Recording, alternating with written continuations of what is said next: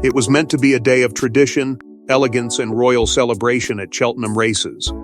But just moments ago, that polished image shattered. Witnesses claim Zara Tindall directly confronted Queen Camilla in full public view, and within seconds, security moved in.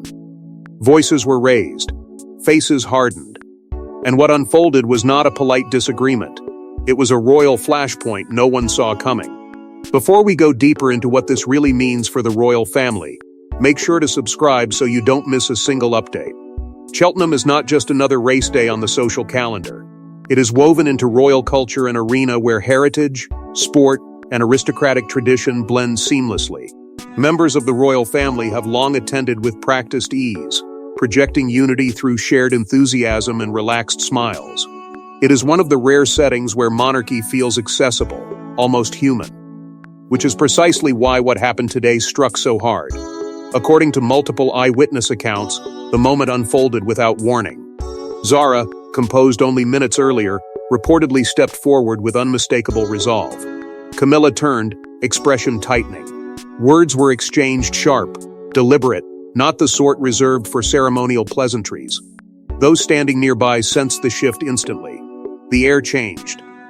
Conversation stalled. What had been festive turned electric.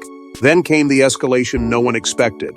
Security moved in swiftly, positioning themselves between the two women.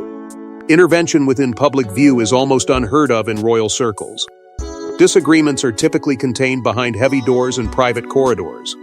For protection officers to step forward suggests intensity, something far beyond a brief misunderstanding. It signaled urgency. Onlookers were stunned. Whispers spread through the stands faster than the outcome of any race. Some described Zara's expression as resolute. Others called it fierce.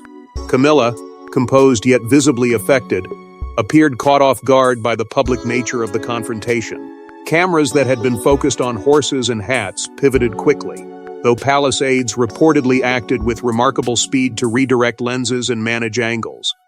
The instinct to contain the narrative was immediate. What makes this moment so extraordinary is not simply that words were exchanged, it is that they were exchanged openly. The royal family has survived for generations by mastering discretion. Conflict is rarely visible. Emotion is carefully measured. Yet this was neither subtle nor controlled. It was raw, it was sudden, and it has already begun to reshape perception. Insiders have been quick to insist that this was not a trivial clash. It was not misheard laughter or an overblown gesture. The firmness of security's response suggests gravity. The seriousness in Zara's reported demeanor hints at conviction rather than impulse. Whatever triggered this confrontation, it carried weight significant enough to override protocol in full public view. Cheltenham's prestige only magnifies the shock. This is not an obscure venue. It is one of the most visible royal appearances outside formal state occasions. A disruption here reverberates widely. The contrast between tradition and tension could not be sharper. A setting designed to showcase cohesion instead revealed fracture. And as speculation intensifies about what words were spoken and why, one truth is becoming clear: moments like this do not appear suddenly. They are often the eruption of something that has been simmering beneath the surface. But this explosive moment did not emerge from nowhere, because tension between Zara and Camilla may have been quietly building for far longer than anyone realized. For years, Zara Tindall has been viewed as fiercely loyal, independent, and refreshingly direct, traits inherited from Princess Anne. But behind ceremonial smiles and public composure, insiders whisper that her relationship with Camilla has been strained. Subtle differences, unspoken grievances, and perhaps a deeper loyalty to legacy that could no longer remain silent. Zara was not raised to perform royalty in the traditional sense. Under Princess Anne's disciplined philosophy, she grew up valuing grit over glamour, duty over display. Anne's approach to royal life has always emphasized restraint, structure, and unwavering allegiance to the institution above personal comfort. That mindset shaped Zara profoundly.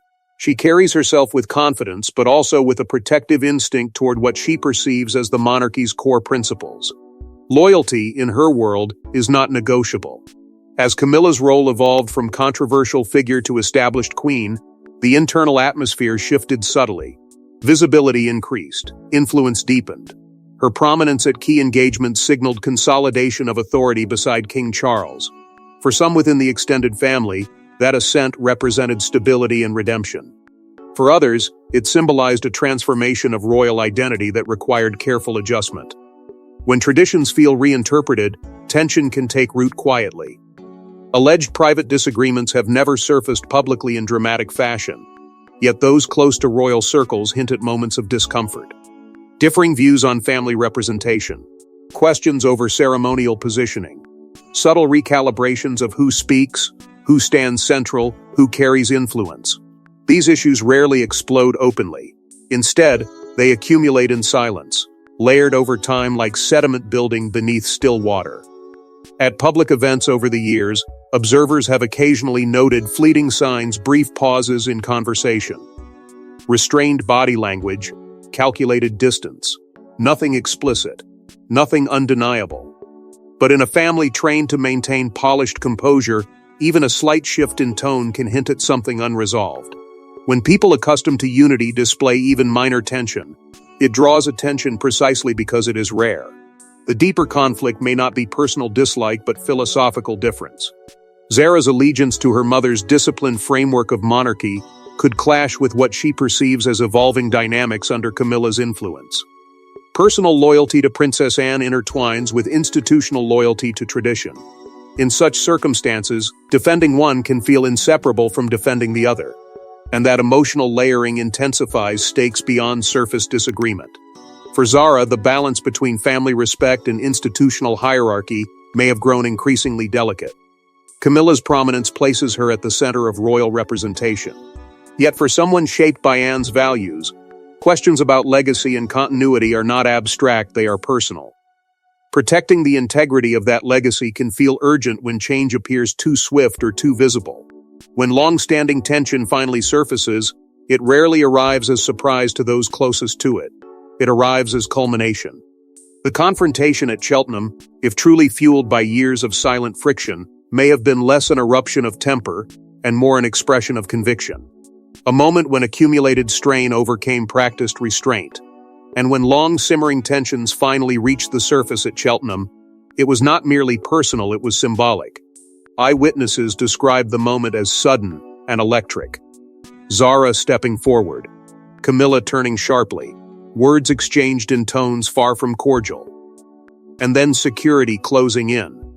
In a family trained to resolve disputes behind closed doors, this public display shattered precedent. Whatever was said in those tense seconds was powerful enough to demand intervention. Public confrontation within the royal sphere is extraordinarily rare. Disagreements, even serious ones, are typically filtered through private meetings, discreet advisors, and carefully measured statements. The monarchy's survival has long depended on the illusion of seamless unity. To witness visible discord at an event as prominent as Cheltenham is not merely surprising, it is destabilizing. It disrupts the narrative of composed solidarity that has defined royal appearances for generations. According to those present, the atmosphere shifted instantly. Conversations faltered. Laughter ceased. Zara's posture reportedly carried a firmness that left little ambiguity. Camilla's reaction was described as controlled yet unmistakably tense. Words were exchanged with intensity rather than politeness. No raised voices echoing dramatically, but enough sharpness to draw attention from those nearby. It was not theatrical. It was real. The intervention of security transformed the scene from uncomfortable to extraordinary. Protection officers are trained to anticipate physical threat, not emotional confrontation. Their decision to step between family members suggests the exchange crossed an invisible line. In that single movement, arms extended, space created the monarchy's carefully curated composure, fractured publicly. It was a visible acknowledgement that something serious had occurred. Body language often speaks louder than statements. Observers noted tightened expressions, brief but pointed gestures, an unmistakable urgency in how aides attempted to redirect movement and attention. The spectacle was swiftly contained, yet the emotional residue lingered. Those seconds, brief as they were, carried weight disproportionate to their duration. They hinted at conflict deeper than surface disagreement. Such a moment signals fracture not because of raised voices, but because of its setting. Cheltenham is ceremonial yet relaxed, a stage for unity without the rigidity of state formality. For confrontation to erupt there implies the strain had reached a point where waiting was no longer possible. The contrast between public festivity and private intensity magnified the impact. Tradition met tension head-on. The monarchy has long avoided visible conflict as a matter of survival. Internal disagreements have historically been masked by diplomacy and discretion. When cracks appear publicly, they invite interpretation. They fuel speculation about alliances, grievances, and underlying philosophical divides. The emotional charge of this exchange suggests conviction rather than impulse. It did not resemble a fleeting misunderstanding. It carried purpose. Those tense seconds now echo beyond the racecourse. They challenge assumptions about cohesion and discipline within the extended royal circle. They raise questions about loyalty, hierarchy, and unresolved friction. In a family where symbolism carries enormous power, a brief confrontation can reverberate for years. But what could possibly drive Zara, normally composed and disciplined, to risk such a public rupture? Zara is not merely a royal cousin, she is Princess Anne's daughter, shaped by a lifetime of discipline and fierce independence. If she confronted Camilla, it may not have been impulsive anger. It may have been conviction, a defense of something larger. Because in royal families, loyalty runs deeper than titles, it runs through blood and legacy. Princess Anne has long stood as the embodiment of unyielding structure within the monarchy. Her philosophy is simple, but immovable. Duty comes first, hierarchy must be respected, and tradition is not decoration, it is foundation. Zara grew up under that influence. She absorbed not just the public poise, but the private standards. Strength is quiet. Loyalty is absolute. And when something threatens what you believe to be the integrity of the institution, you do not look away. You stand firm. Zara's directness is not accidental. It is inherited. Anne has never been one to soften her words to preserve comfort. She values clarity over popularity, principle over applause. That trait lives vividly in Zara. To outsiders, her confidence reads as refreshing honesty. To insiders, it is the mark of someone who understands the stakes of legacy. If she stepped forward at Cheltenham, it may have been because silence felt impossible. There is also the emotional layer of protection. Anne's role within the monarchy has always been defined by service rather than spectacle. Her influence is steady, not theatrical. As Camilla's prominence has grown in recent years, so too has the perception of shifting internal gravity. For some, that shift signals healthy evolution. For others, it feels like displacement of a legacy rooted in discipline. If Zara believed her mother's standing or the values she represents were being overshadowed, confrontation could feel like defense rather than rebellion. This tension reveals generational contrast within the monarchy itself. Anne represents continuity with an era governed by rigid expectations and quiet endurance. Camilla's ascent reflects transformation, an institution capable of absorbing controversy and reshaping its narrative. Zara stands at the intersection of those two worlds. She is modern, yet fiercely tied to inherited standards. That duality creates pressure. It forces choices about which version of monarchy deserves protection. The contrast between Anne's legacy and Camilla's journey intensifies the symbolism of the confrontation. One figure shaped entirely by birthright and duty, the other forged through resilience and adaptation, both strong in different ways, both central to the monarchy's evolution. When those two narratives intersect, friction is almost inevitable. And if Zara acted in defense of one philosophy over the other, it suggests deeper alignment shifts quietly unfolding within the extended royal circle. What happened at Cheltenham may not simply be about personal disagreement. It may signal a subtle recalibration of loyalty lines: who stands where, who defends what, who shapes the narrative moving forward. Such realignments rarely occur loudly. They emerge through moments of visible intensity that hint at deeper ideological divides. And as speculation intensified, attention inevitably turned toward the king himself. If security had to intervene between Zara and Camilla, King Charles now stands at the center of a storm. A wife publicly challenged, a niece fiercely loyal to royal roots, and a public watching closely. This is not merely a family disagreement, it is a test of authority, unity, and leadership under pressure. For Charles, moments like this reopen an old, familiar struggle. His life has been defined by the tension between personal love and constitutional obligation. Camilla's journey to the throne was not effortless. It was defended, justified, and slowly normalized through decades of perseverance. To stand beside her now is not simply marital loyalty, it is validation of that long road. Yet defending her too forcefully risks appearing dismissive of internal family concerns. And hesitation risks suggesting weakness. The optics are unforgiving. If Charles is seen prioritizing Camilla without acknowledging broader family dynamics, critics may frame him as insular.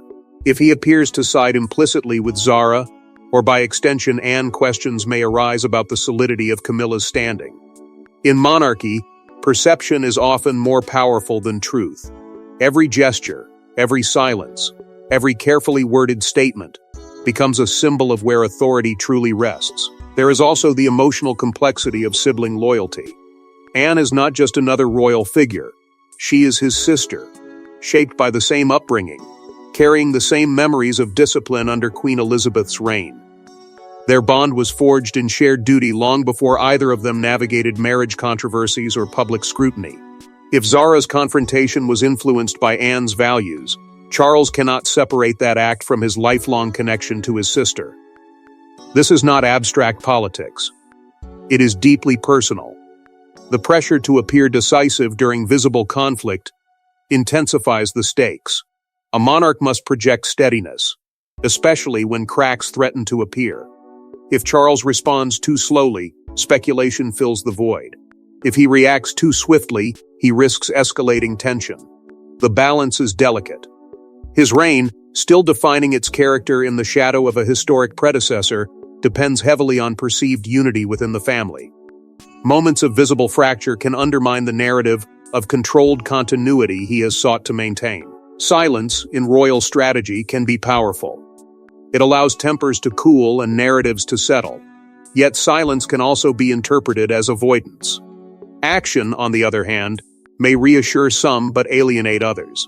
Charles stands between these two risks, aware that whichever path he chooses will shape interpretation not just of this incident, but of his leadership style overall. This confrontation has exposed more than a fleeting clash, it has illuminated the fragile equilibrium at the heart of his reign. Personal loyalty, institutional stability, public perception, each pulling in different directions. And as cameras replay brief moments of tension at Cheltenham, Charles must navigate a storm where emotion and authority intersect. Yet beyond palace corridors, the court of public opinion was already delivering its verdict. Within minutes, social media exploded. Some praised Zara's courage. Others condemned what they saw as disrespect toward the Queen. The Cheltenham confrontation became more than a private dispute, it became a viral battleground. And in the digital age, public alignment can shape the future of royal influence. Clips, slowed down and replayed from every conceivable angle, began circulating almost instantly. Grainy footage, cropped screenshots, lip-reading speculation, comment sections filled with confident interpretations of words no one could fully hear. In the span of an hour, the narrative escaped palace control and entered the unpredictable arena of public opinion. What once would have been dismissed quietly behind closed doors was now dissected in real time by millions. The divide formed quickly. One side rallied behind Zara, framing her as fearless, as someone unafraid to confront perceived overreach. They described her stance as principled, even heroic. To them, this was not rebellion, it was protection of legacy. The other side defended Camilla passionately, arguing that public challenge toward a reigning queen undermines stability. They spoke of loyalty, of respect, of the necessity of unity at the top. And between these camps, the monarchy found itself split not internally alone, but socially. Media outlets amplified the polarity. Headlines declared royal rift and Cheltenham clash, fueling speculation about deeper fractures within the family. Television panels debated what this moment signaled about generational power shifts. Commentators questioned whether the institution was struggling to maintain cohesion in a modern landscape that exposes every crack. The confrontation was no longer about two individuals.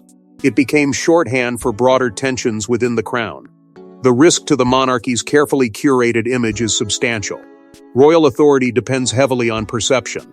The family's strength lies in projecting steadiness, even during private turbulence. When public footage suggests visible discord, that projection falters. In an era defined by instant commentary and relentless analysis, even a brief exchange can echo for weeks. And once doubt enters the narrative, it is difficult to erase. Perception, in modern monarchy, is currency. It sustains legitimacy. It shapes relevance. Public alignment, who is perceived as principled, who is seen as wronged, can influence future engagements, influence internal confidence, and even reshape the public's long-term trust. This is not merely about reputations. It is about momentum. And momentum, once lost, is hard to recover. Modern scrutiny amplifies internal conflict in ways previous generations never faced. What once would have remained rumor now becomes trending content. The crown must now navigate not just constitutional pressures but viral ones. Every reaction feeds the cycle. Every interpretation becomes part of the story. And in that cycle, the Cheltenham moment grows larger than the seconds it occupied. As supporters and critics continue to argue online, the monarchy stands at a crossroads between tradition and transparency. It must respond not only to internal dynamics, but to a global audience demanding clarity. The confrontation has transcended private disagreement. It has become a mirror reflecting the institution's evolving identity under modern scrutiny. But beneath the viral headlines lies a more profound question: was this confrontation a symptom of something far larger? The confrontation at Cheltenham may represent more than a clash of personalities. It could signal a deeper ideological divide within the royal institution itself. On one side, loyalty to established legacy. On the other, a monarchy reshaped through adaptation and resilience. And when those visions collide in public, it raises unsettling questions about unity behind palace walls. At the heart of this tension lies a fundamental debate about the monarchy's future. Should it remain anchored firmly in the traditions that sustained it through decades of stability, or should it continue evolving to reflect modern expectations and shifting public values? For some within the royal circle, legacy is sacred. It is a framework that must be preserved with discipline and caution. For others, resilience through change is the very reason the crown survives at all. That philosophical divide may have been quietly present long before Cheltenham, but on that day, it appeared to surface unmistakably. Generational contrast intensifies this divide. Senior royals shaped under Queen Elizabeth's long reign were trained in restraint, hierarchy, and near impenetrable composure. Younger members have grown within a world defined by transparency, digital scrutiny, and shifting social norms. Zara, positioned between eras, embodies a hybrid of those influences. Camilla, whose own journey reflects transformation and endurance, represents a monarchy willing to redefine itself under pressure. When these perspectives intersect, friction becomes almost inevitable. Subtle power realignments have been unfolding since the end of Queen Elizabeth's era. Leadership transitions do not merely shift titles, they recalibrate influence. Certain voices grow louder, others adapt to new dynamics. The monarchy must maintain continuity while navigating transformation. In such a delicate period, even minor public disagreements can feel amplified, as if revealing deeper uncertainty about direction. The symbolism of a confrontation in a traditionally reserved family cannot be understated. The royal family has historically mastered the art of internal conflict without visible fracture. Composure has been its armor. When that armor cracks publicly even for seconds, it invites speculation about what lies beneath. The Cheltenham moment may symbolize not chaos, but strain. A sign that balancing legacy and evolution is more complex than ever. Narrative fragmentation becomes a genuine risk during succession transitions. Public trust depends on clarity of purpose and visible cohesion. If competing philosophies appear to clash openly, confidence can waver. The monarchy's greatest strength has always been its ability to present a unified front, even amid private tension. Moments like this challenge that strength, forcing the institution to confront how it communicates identity moving forward. There is also the question of openness. Does this confrontation signal a new era where disagreements surface more transparently, or does it mark a fracture that must be swiftly concealed to preserve authority?